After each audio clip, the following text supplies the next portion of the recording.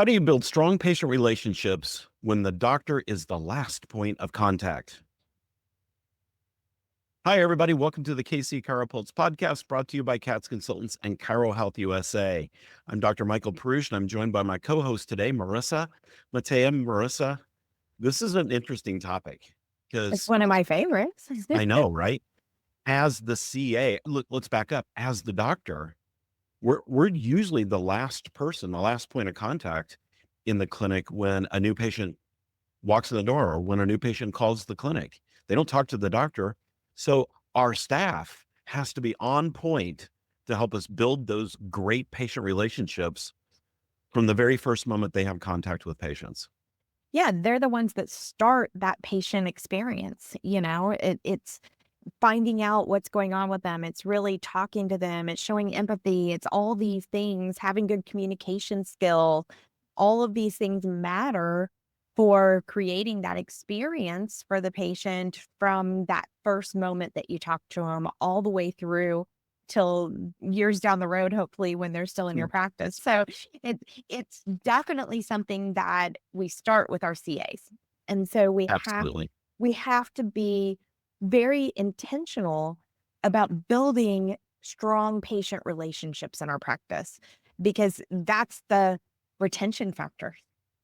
When you just use my favorite word, intentional. And retention.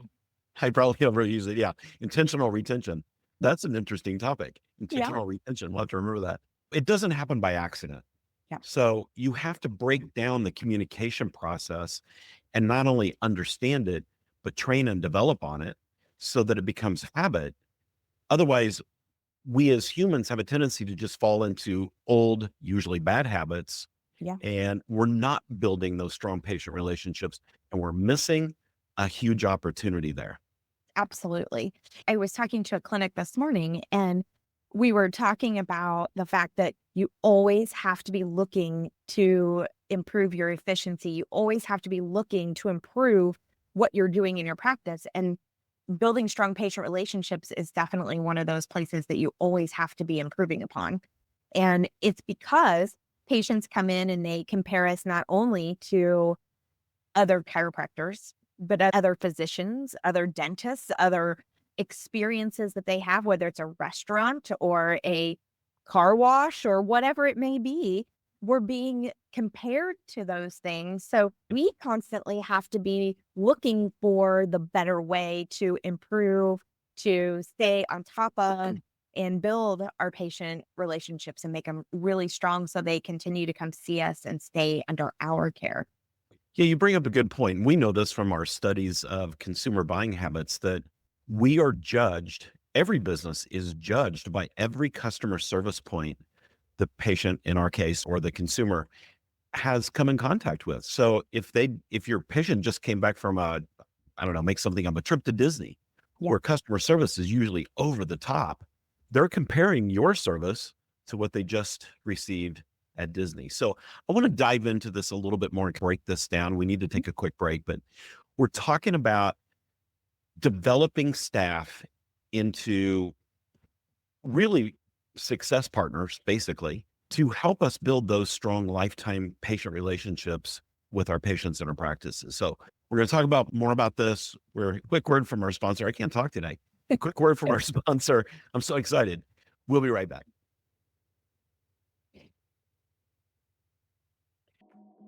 In today's economy, every dollar counts. Families are facing tough choices, having to reconsider what was once essential to them. But when it comes to healthcare, no one should have to compromise on their well-being because of financial constraints. That's where Chiro Health USA steps in, the solution for your practice.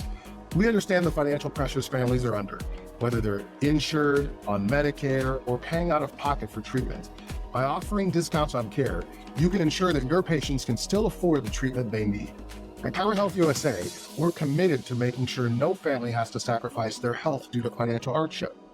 We'll work with you to create a game plan that keeps your waiting room full and your practice thriving. And here's the best part. Offering affordable care not only benefits your patients, but also positively impacts your bottom line. So why wait?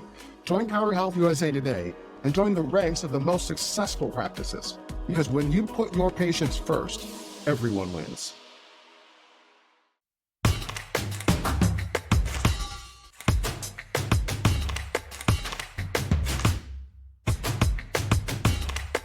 All right, everybody, welcome back to the KC CHIROpulse Podcast. We're talking about CAs being that frontline contact to help us start building patient relationships from the get-go, because that usually doesn't start with the doctor. Yeah. And Marissa, I want to break this down a little bit. If we talk about the basics of communication, we can talk about active listening, empathetic Mhm. listening. It's Sure. basically the same thing. And while that concept may seem simple, it actually isn't really intuitive. And so it's really something that you need to drive and build a habit out of. And so I want to talk about the importance of all that. It starts with making good eye contact with people. Absolutely. First point of contact doesn't allow for eye contact because it's usually the telephone. Yeah. So we've got to replace that loss of eye contact on the telephone with some really good communication skills. Yeah. And when we're listening, it's also reaffirming that we heard. So Exactly. I think that's one big point that a lot of CAs miss, because a lot of times our offices give us a script and we've got to follow the script, and we've got to make sure that the script is in our head and we're telling all the things that are on the piece of paper. And when we do that, we sometimes miss the opportunity to be an active listener. I had this happen to me a couple times calling different offices and things to schedule. And the person on the other end completely missed the fact that I had just told her the information that she was now asking me. That's not active listening. No, Active listening would be reiterating the fact that I said, "Oh, I've been under chiropractic care for 20 plus years. Have you ever seen a chiropractor?" Yes, yes, I have. I've actually worked with one for a very long time. She totally missed the conversation yeah, instead because she of, was going by a script. yeah, because she was so ingrained in what she had to do. We were missing the patient building relationship opportunity. So you have to go back to answering and listening and having statements like, "Oh gosh, I hear you. I've been there." Or, it's that I completely can sympathize with what you're telling me. I have empathy for what you're going through. And guess what? You've called the right place, because we're going to help you through this. It's giving them that reassurance. So they may not see you, but you can definitely smile and they can feel that. They You can can. you can Yes. definitely have an encouraging, exciting voice on the other end that's telling them, "I hear you. I Right. understand what you're going through, and you've called the right place. We're going to help you through that. That must be frustrating. We're going to help you." Our doctor's really good about sitting down with you and going through everything that you have. Make sure you bring your MRI results with you. Make sure you bring Absolutely. your X-ray results with you. It's these little things that goes over the top, and they can feel that. So even if it's over the phone for that first point of contact, there's ways around that. So you mentioned the reassuring comments, which are so important, but let's contrast that with a very mechanical phone call because somebody's trying to follow a script or there's a bunch of distractions around them at the time. And so they're really not paying close enough attention. And can you hear the difference when, "Hi, this is Smith Chiropractic Clinic. How can I help you?" "Great. Yes, we have chiropractic appointments. We can get you in tomorrow afternoon at 3. Be sure to bring your insurance card, blah, blah, blah." Yeah, that Absolutely. this is very mechanical as opposed to, "Oh my gosh, I know you're suffering from that low back pain. It sounds horrible. I've been there. I completely understand how it feels. And I can tell you one thing, our doctors are great and won't it be great when we can get you out of pain too?" Yeah, you're giving an affirmation statement right there. You're Yeah, having the patient agree with you immediately. That puts them on a different level with you. And then when they come in, you've already made some sort of connection with them. There's right. already a moment that says, "We're here to help." So when they walk through that door and you're saying, "You must be Bob Smith. We're so glad to see you. Can't wait to help you with that low back pain." Oh my gosh, that's huge for them. They're not a stranger walking in the door having no idea what's going to be on the other end. They already have a feeling that it's going to be okay. Yeah. And how frustrating is it to a patient when they call up and say, "I'm having low back pain. I need to get in to see you." And they give you all this information over the phone and it probably gets recorded on a piece of paper or something. Yeah. And then they come into the front desk and you act like you've never heard of this person and they have to repeat absolutely everything they just gave over the phone.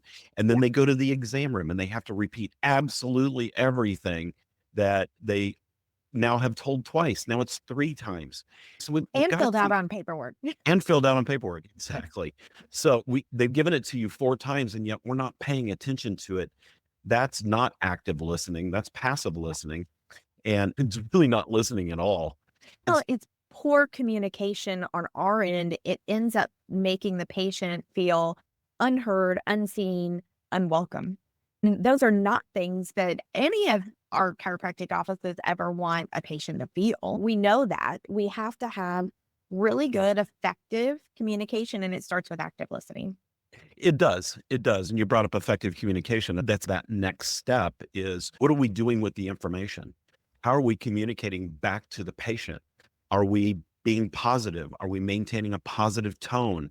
Or are we being very stoic? And as doctors, we have to be careful about throwing out the big 50-cent words that we know.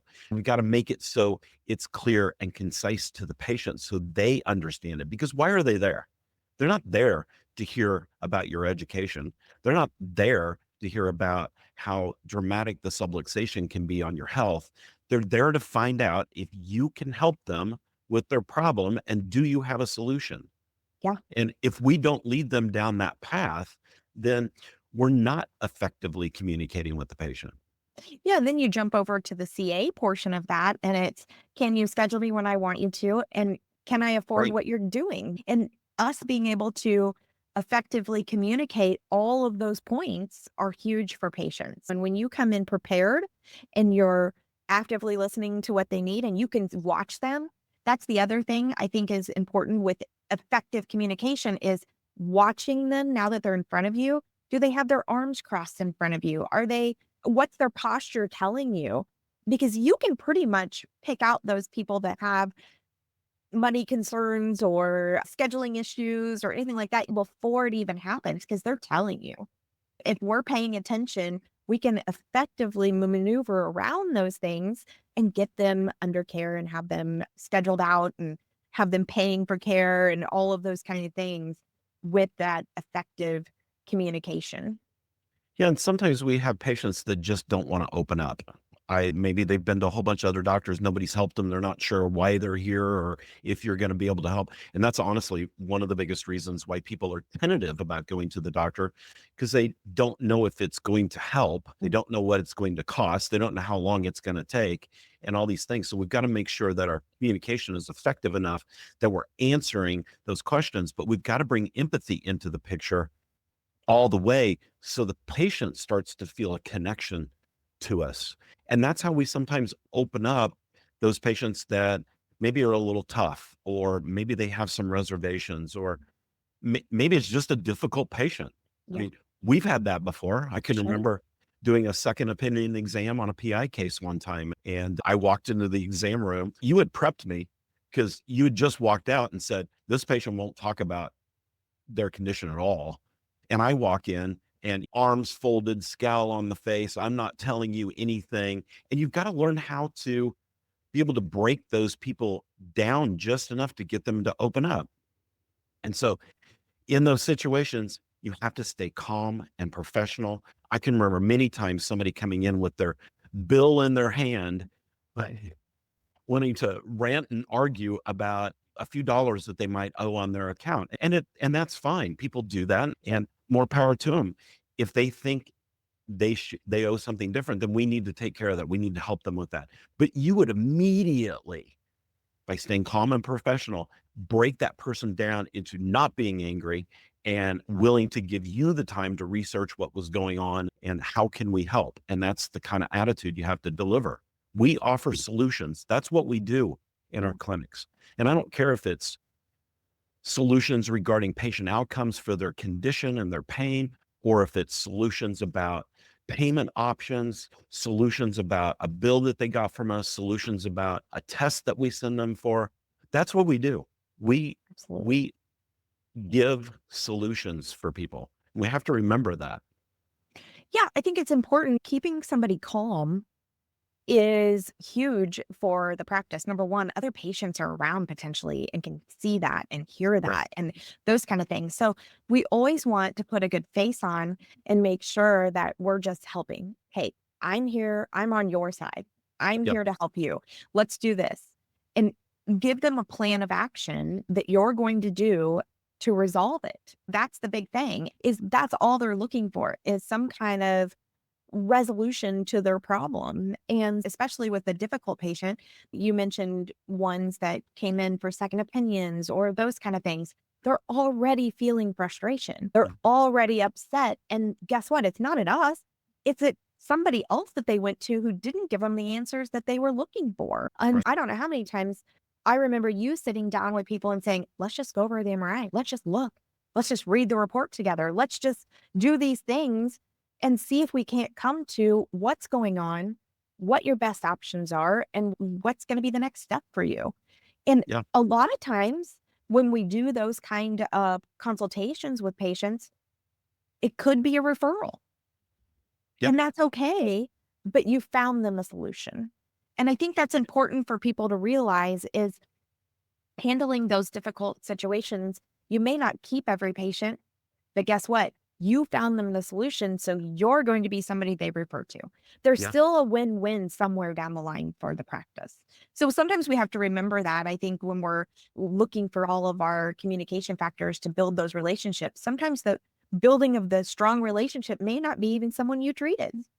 And I'll give you a great example. We had a grumpy old guy one time, and I don't remember what the condition was or anything. I think with multiple grumpy old myths.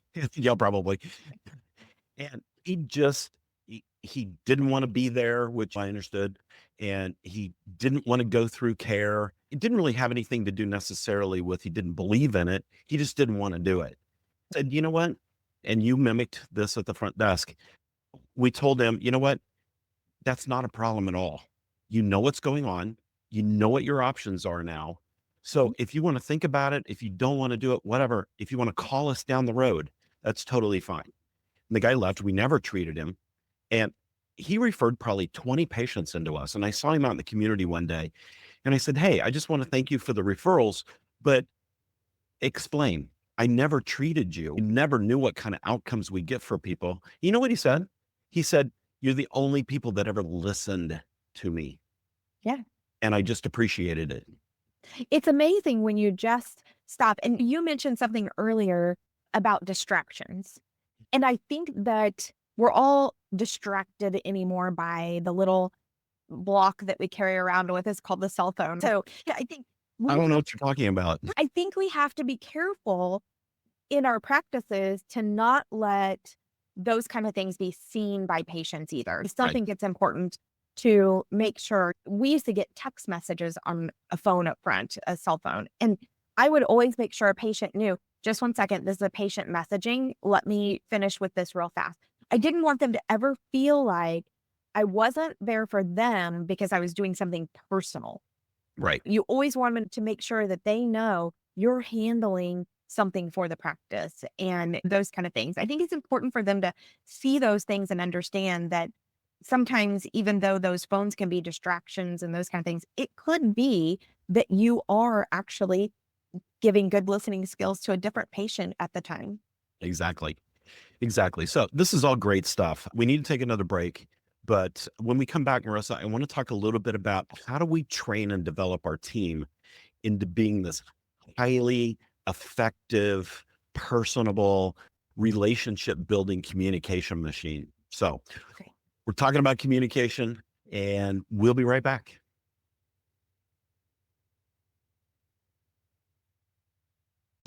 Pat's Chiropractic Consultants, your partner in chiropractic success. We are dedicated with one-on-one guidance to bring you all your practice management needs. Let's supercharge your practice. Give us a call today.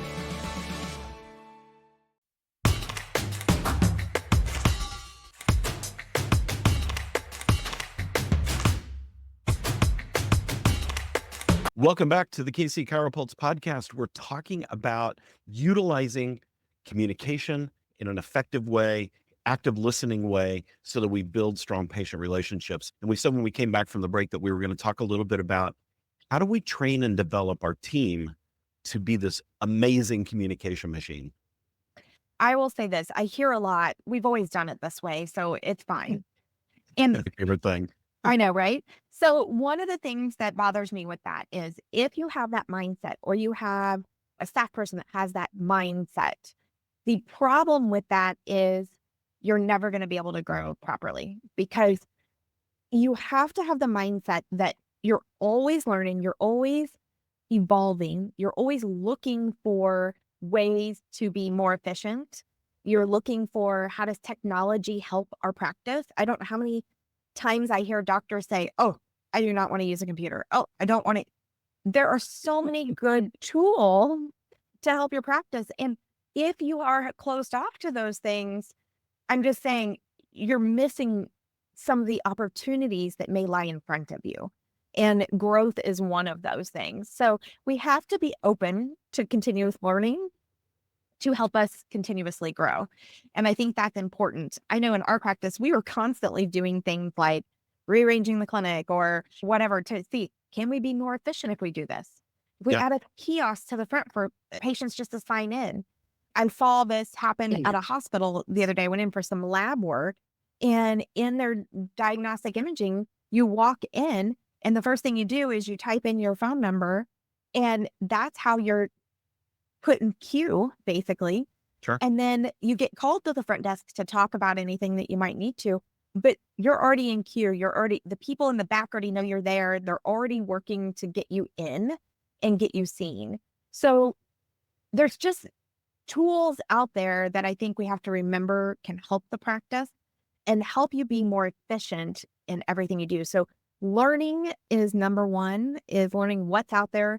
What do you have that you can become better at? Are you reading all the industry publications? Are you watching podcasts? Are you working with a management team? Or what are you doing to help not only yourself, but your CAs? And you can't do a lot of this just by yourself. You've got to have opportunities to plug into tools and things and coaching and mentors and and I'll give us a shameless plug. That's one of the things that we do at CATS Consultants is we really help train teams on this good, effective, proper communication to build those patient relationships. But there are a lot of opportunities out there too. Just taking your team out once in a while to a high-end department store, for example, and just paying attention to the customer service they deliver and how are they talking to their patrons and what are the kinds of things are they saying. And you pick up a lot of good tools when you do that. Pay attention to when you go to a restaurant. How are the servers? Are they really communicative?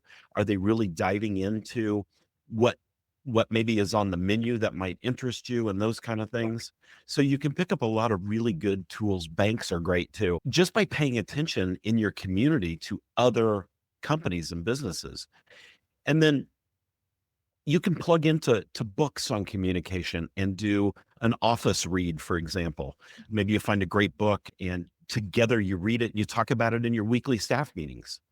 Those are great ways to just continue that learning process all the time. And then practice. A lot of this requires role playing and practice. If you have scripts, great. Use them to learn, but make sure they're not being read over the phone because that pulls you back into that mechanical aspect. And patients are like dogs who pick up on fear. Patients understand when you're not being genuine in your Yeah. communication, and they can sense it even over the phone. So you have to make sure that you're really practicing these kind of things and always working towards that mastery of the process so that you get better and better over time.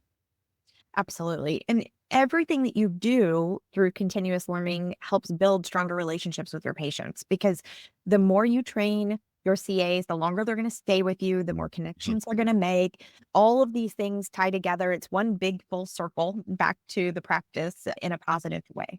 Very much, very much. Marissa, I think we've covered this topic incredibly well. I Yeah. know there's a lot of doctors out there that really could use some assistance with this. So go and check us out at catsconsultants.com and see all the great things that we're doing for doctors. One of the things that we do, I almost said do, one of the things that we do is we do complimentary consultations for doctors. Mhm. So if you want to jump on our schedules, when you go to catsconsultants.com, you can see my calendar, you can see Marissa's calendar. Jump on our schedule. Let's talk about your practice. What's going on? How might we be able to plug in and help you with some of the resources that we offer through our consulting and coaching. Absolutely. There's just a little button at the top that says, let's chat. That's all you have to do is click that and you can pick one of us to chat with. Yes, It's absolutely. So very easy.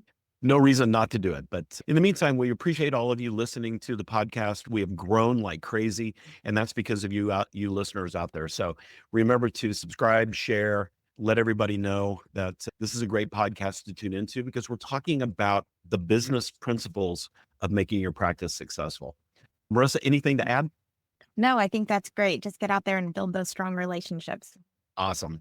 All right, everybody. On behalf of CATS Consultants and Chiro Health USA, we appreciate you tuning in to the KC CHIROpulse Podcast. We'll see you next time. Yeah.